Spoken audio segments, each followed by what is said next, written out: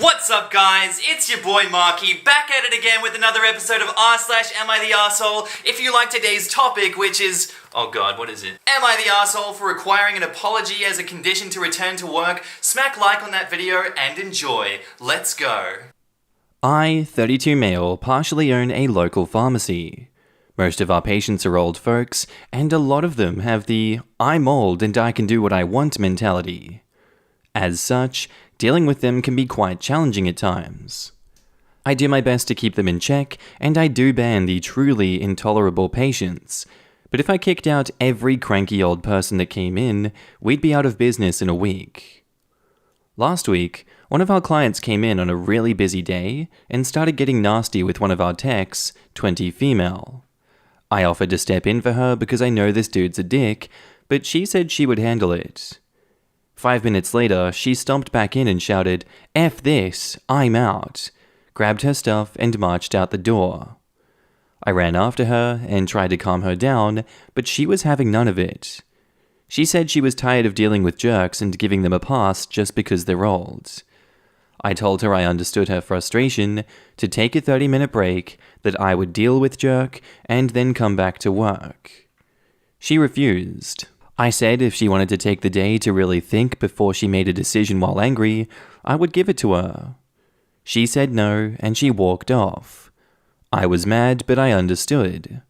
Because we were now down a tech, we all had to stay an extra 3 hours after close just to catch up.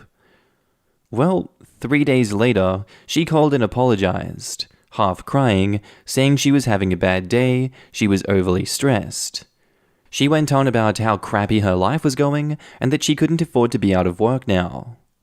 I was sympathetic. I told her that if she wants her job back, she can have it on 3 conditions. 1. Seek help for dealing with her stress. I offered to pay for therapy and stress management courses. 2. If she quits again, it's for keeps. And 3. I expected a written apology to her co-workers, not me, for walking out of them mid-shift. She accepted the 1 and 2, but refused the 3rd, saying it was humiliating. I said that she walked out on her team mid-shift and left the rest of us to pick up the slack on her next shift since I couldn't find a cover on 48 hours notice, that we were all stuck working late as a result of her sudden departure.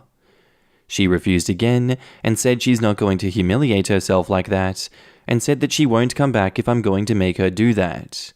I ended the conversation with, "If that's how you feel, then so be it.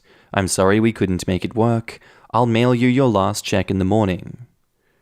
I informed my partner, and she got mad at me, saying that my request was unreasonable. She agreed that it would be humiliating to her to write an apology like she was a little kid.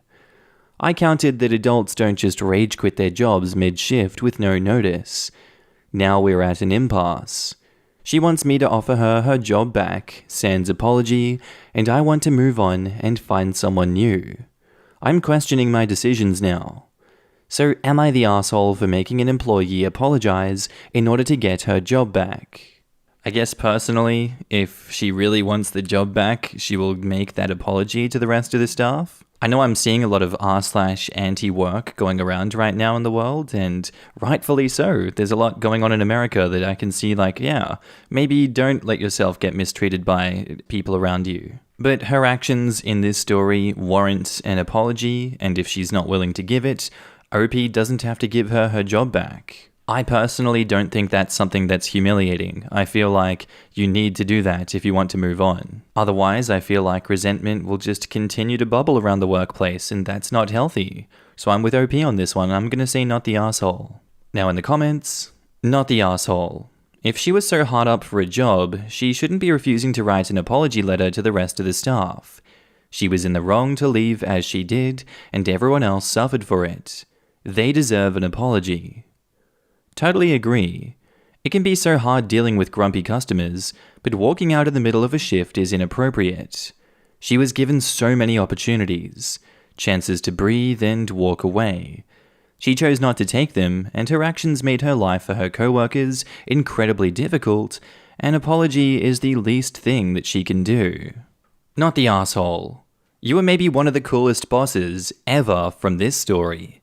Do you have any idea how many people would have handled the situation that gracefully in the moment, accepted the person back after walking out on everyone and freaking out, and offer to pay for their mental health services? Not many. The written apology is a little embarrassing, but you're right. Her co-workers deserve it, and she deserves to be held accountable for her actions, which wouldn't truly be happening unless that or something similar was required. OP even offered to take over with a difficult customer before it all kicked off.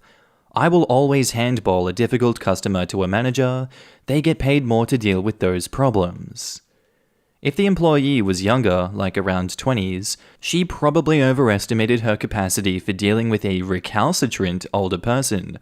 Not a word that you hear every day. That's a very weird, I've never seen that before. No shame on her for that, but it should be a learning experience about not being afraid to take help when it's offered. Definitely everyone sucks here, her for obvious reasons, but for you, 1. On the day of her meltdown, you literally offered her the rest of the day off, which effectively resulted in the same short staffing. 2.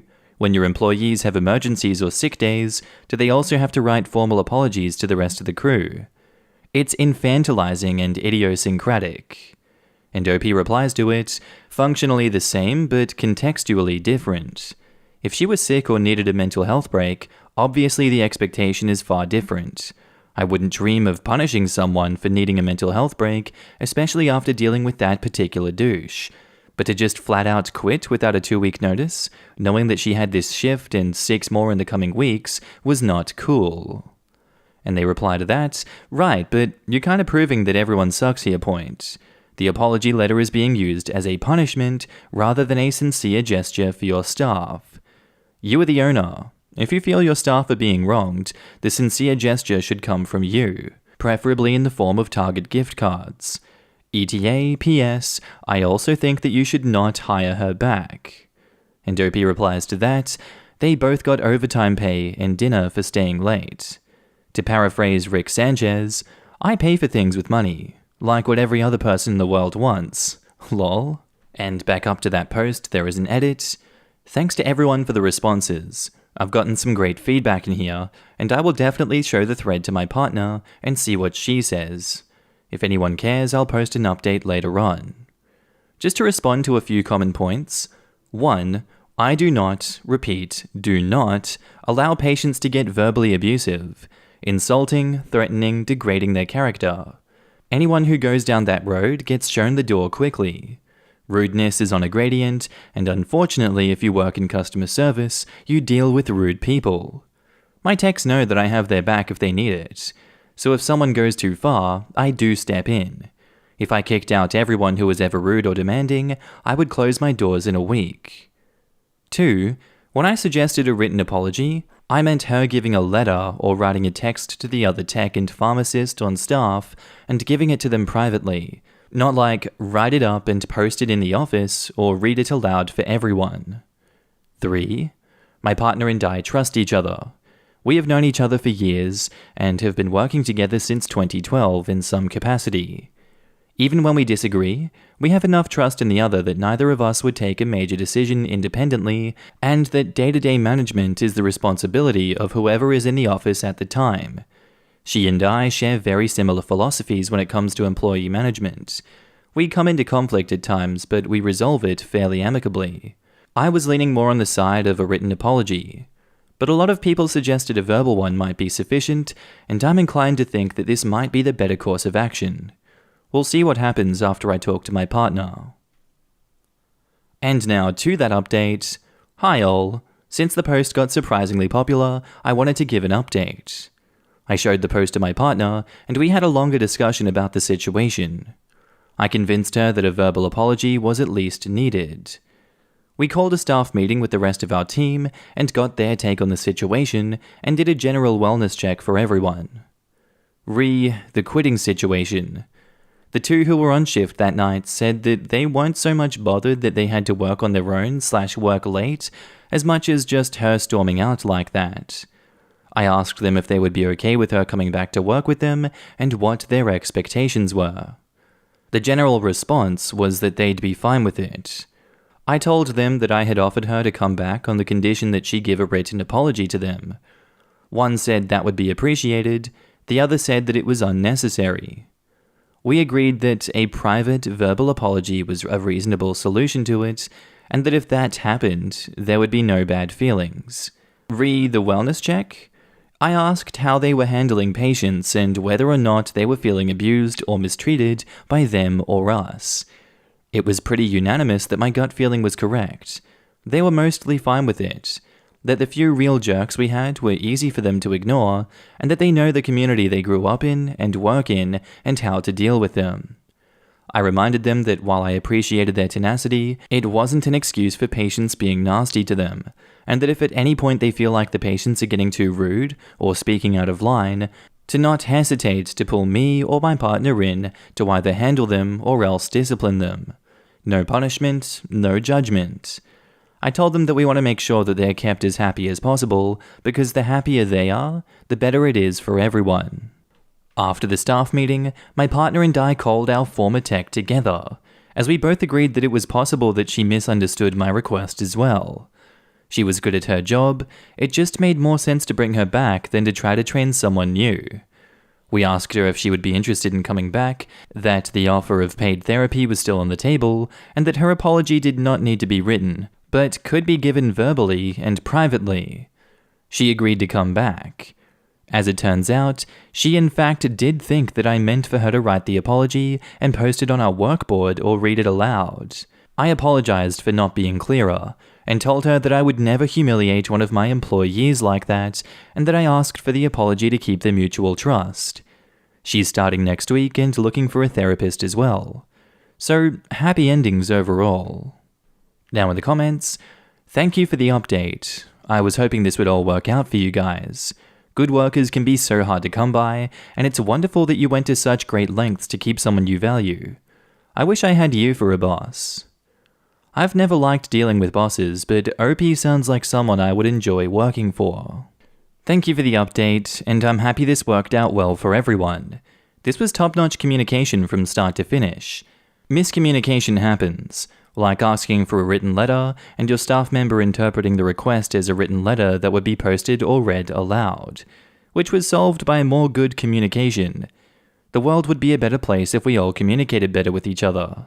The world would also be a better place if all bosses and managers were as empathetic, kind, and good at communicating as you and your partner. Alright, and with that done, we're on to our next post, titled, Am I the asshole for paying for one daughter's extras but not the others? My husband, 50 male, and I, 48 female, have twin daughters, 17 female, named Kate and Amy. Both of our daughters do very well academically. They have their full license and occasionally use one of our cars. We are fortunate to be doing well financially.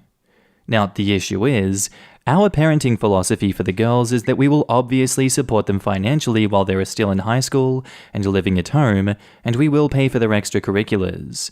But they are both old enough to have after-school jobs and pay for what we call their extras. Amy has always been very passionate about sports. She currently swims competitively and trains 5 days a week, sometimes 2 times a day. We pay for her club fees, equipment, travel expenses to meets, etc., and are happy to do so. Now that she's old enough, Amy drives herself and one of her teammates to their morning 4:30 a.m. practice, and my husband and I pay half the gas. The other girl's parents pay for her share. Between school and practice, Amy does not have time for a part-time job, but she saves birthday and Christmas money and babysits occasionally to pay for extras and go out for lunch with friends. Kate has never been interested in sports, and this is totally fine with us. Kate is very interested in clothes, hair, makeup, etc. Amy is not at all. Again, as long as she isn't neglecting school, we have no problem with this.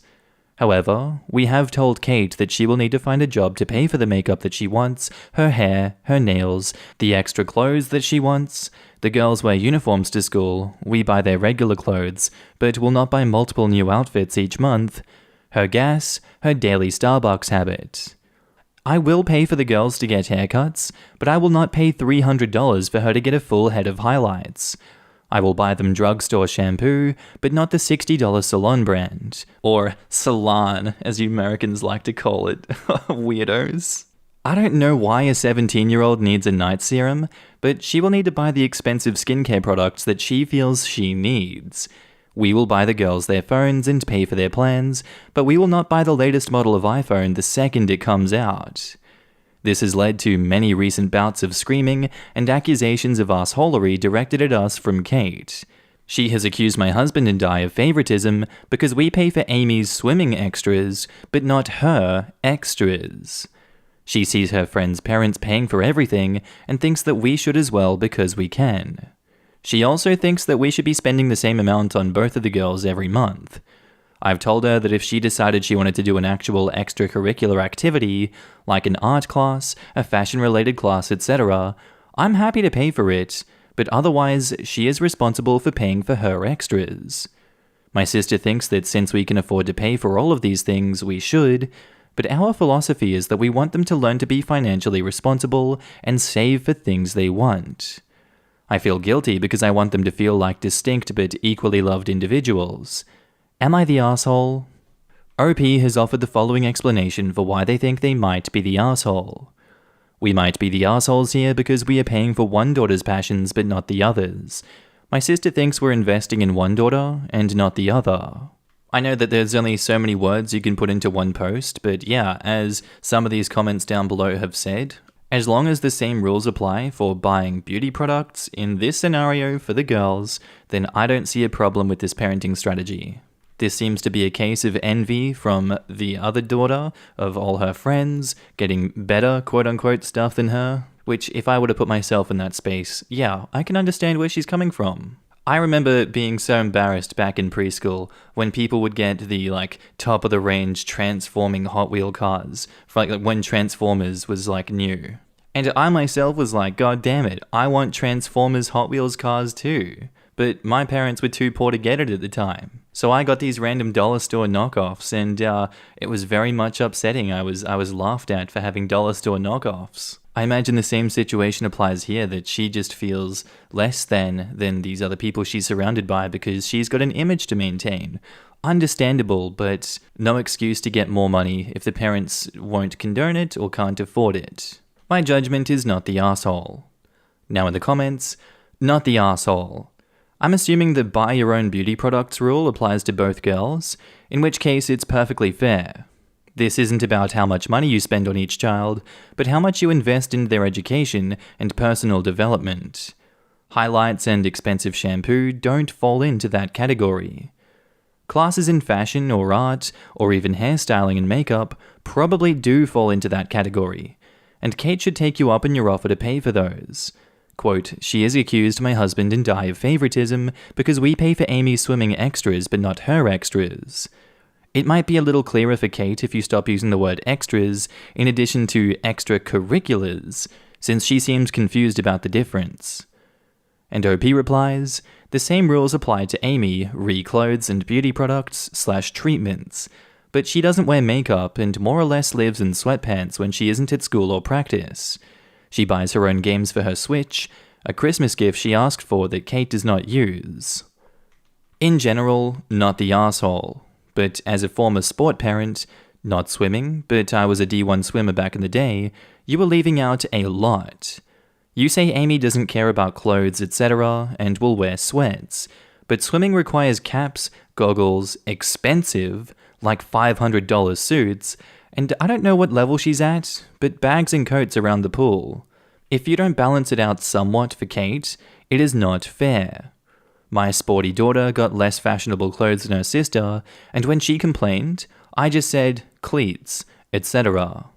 I disagree that Kate should be comped dollar for dollar though. It is very likely that Amy could get an athletic scholarship, and then you'll be spending more money on Kate. Different children, different interests, different amounts spent at different times in their lives. You're the asshole. This is blatant favoritism, and you have less than a year to fix it before she moves out to college, full of resentment and may not speak to you or her sister again. Quote, they are both old enough to have after-school jobs and pay for their extras. That's the whole point. This isn't happening. You are paying for everything for one twin and nothing for the other. You justify it by attempting to differentiate between extras and extracurriculars, while in the comments, admitting that there are no extras for the swimmer, but saying everything for the makeup lover is extras. This is BS. Extras and extracurricular activities are part of the same thing, as they are all extra to school. One girl is given everything while the other one gets nothing, simply because you do not value what one does, but you do value the other because of some toxically masculine, I say this as a man, sexist idea that sports matter more than fashion, even though both led to creative self-expression and identity discovery and careers. I think you should get therapy and look at why you feel this way. Were your parents of the same belief with you and your siblings, so now you perpetuate the same hurtful stereotypes? If she can't work a job and do sport, then either she has to cut back on the swimming so she can afford to pay for everything, or do as suggested in the comments and give them both a budget each month, and it's up to them to find a way to afford anything extra that they want, but the budget won't stretch too. This is equal and fair, and teaches fiscal responsibility through budgeting and having to save for large purchases/expenditures. You only have a short while to fix things with the child that you have snubbed, and as stated in other comments, it could have far-reaching effects into her and your future if you don't. Stop getting defensive and shooting down all given solutions just because you can't admit that you were wrong. You have to fix this, and good luck. Alright, and now on to the update. After reading through the comments here, my husband and I sat down and had a chat about this last weekend. We decided that we will cover the cost of one of their luxury items, since many seem to conflate extras and extracurriculars up to $50 each month. They are obviously allowed to save and roll over this $50 to the next month, e.g., if there is an item or service worth $150 or $150 they want, then they will have to plan accordingly. We will also cover gas within a reasonable amount. We sat down with each daughter separately to discuss this, and also to re-emphasize the importance of learning how to budget and prioritize non-essential purchases. We reminded them that they will be required to find a job once they finish high school if they are not enrolled in a degree/diploma program or apprenticeship. In our talk with Kate, we explained to her why we were so emphatic about extracurriculars and told her that if she was able to demonstrate a legitimate commitment to learning more about makeup and/or fashion, either by taking classes or getting a related part-time job, applying for internships, or some other means of her choosing, then we would be willing to invest more into this as a hobby of hers. We also mentioned this would be a smart idea if she was considering this as a career path. She reiterated that she does not want to take a makeup/fashion class or get a job at the moment. Oddly enough, she did say that she'd like to take a cooking class, which she has not expressed interest in the past. We have found a weekend course that she is excited to enroll in the city in September. 4 hours every Sunday for 1 month. Based on many of the comments, I've decided to take a more active interest in Kate's interests by talking to her more about them and participating in them with her when I can. We also booked a mani-pedi together this weekend, which I'm happy to do sporadically, but I don't want it to be expected. Amy is not interested. Some commenters suggested that it's unfair not to spend the exact dollar amount on each daughter, which I disagree with wholeheartedly.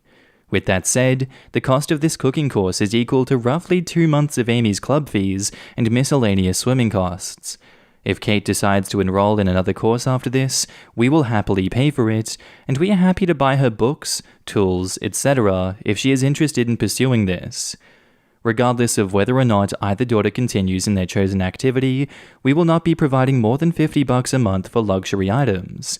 To those of you suggesting it's abusive to not pay for your teenage daughter's eyelash extensions or video games, I'm not sure what to say, other than good luck raising children who are not a blight of privilege on society. And now in the comments, well said. Most sensible thing that I've read all day.